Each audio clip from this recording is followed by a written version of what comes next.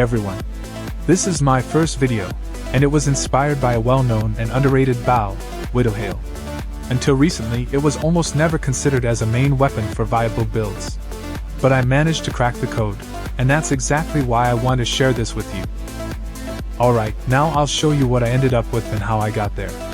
The build isn't perfect yet, mainly because I put it together on a reasonable budget. That also means you can replicate it without burning your entire stash.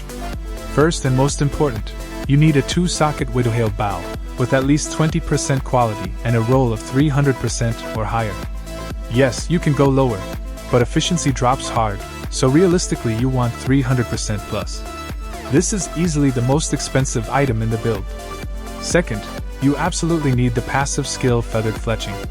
It provides a massive damage boost, since we stack a lot of projectile speed from both passives and the quiver. I decided to lean into an attribute stacking approach using Ritualist, mainly to push DPS as high as possible. That said, this is not mandatory at all. In the next video, I'll show a completely different Widowhail-based build on another character, using a different concept. The hardest item to get is the quiver. It must have projectile speed and attack speed, preferably dexterity, +2 to all projectile skills, and 2 sources of flat damage. Every single one of these stats directly impacts the final damage output. Mandatory uniques also include Hands of Wisdom and Action Gloves, with the highest possible flat damage roll, ideally 1 to 12 lightning damage per 20 intelligence. Additionally, Black Sun Crest as a helmet and an Ingenuity belt are highly recommended, scaled to your budget. That said, the build has so much damage that the helmet slot is flexible.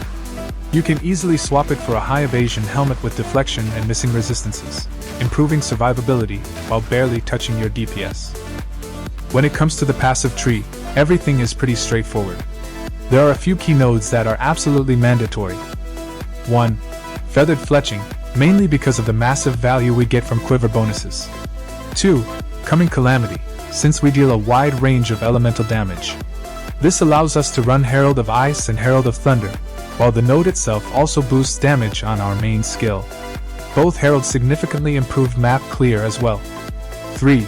Inspiring Ally, helps us save currency on jewels, and companion nodes are still very strong overall. 4. Imbibed Power, another big damage boost, thanks to Lavianga's Spirit, which is effectively active all the time.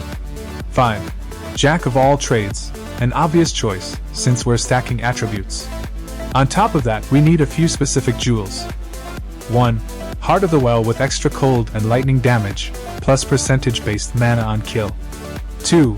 A Sapphire Jewel with mana on kill and elemental damage. 3. An Emerald Jewel with companions deal 20% increased damage as a mandatory mod, alongside bow damage or global damage and attack speed. None of this is particularly expensive. Heart of the Well doesn't need perfect rolls. As long as it has 2% mana on kill, the rest can scale with your budget. Now let's take a closer look at the core items this build actually needs. 1. Widowhail, the backbone of the entire build. You want at least a 300% roll, 2 sockets, and 20% quality. While leveling, you can use regular storm runes appropriate to your level, from the smallest ones all the way up to the higher tiers. Starting around level 50, you can already socket Sakawil's Rune of the Sky and Phenumus Rune of Agony. 2. Astramentus, the amulet of choice. Make sure it comes with Kite Runner, and the highest rolls your budget allows. 3. Hands of Wisdom and Action, gloves with the top tier flat damage roll, combined with the Great Wolf's Rune of Claws. 4. Hiri's Ire, body armor that not only provides solid defenses, but also adds extra cold damage. 5. Black Sun Crest, ideally with a maximum roll, socketed with Soul Core of Sitaquilab. 6. Ingenuity Belt, scale it with your budget, and if possible, look for additional defensive stats. 7. Rings should primarily be used to cap your resistances. Elemental damage is mandatory, and attributes are a strong bonus. 8. Boots are flexible. Movement speed is highly recommended, deflection is mandatory, and everything else should focus on high evasion, resistances, and attributes depending on your needs. 9. One of the most important items, the quiver. It must have attack speed, projectile speed, dexterity, flat elemental damage, and +2 to all projectile skills. Combined with quiver bonus passives and Widowhail itself, This results in +9 to projectile skills from global modifiers. Add the +1 from the skill gem, and you're looking at a level 30 main skill. 10. Everything else is optional. You can use any charms you like.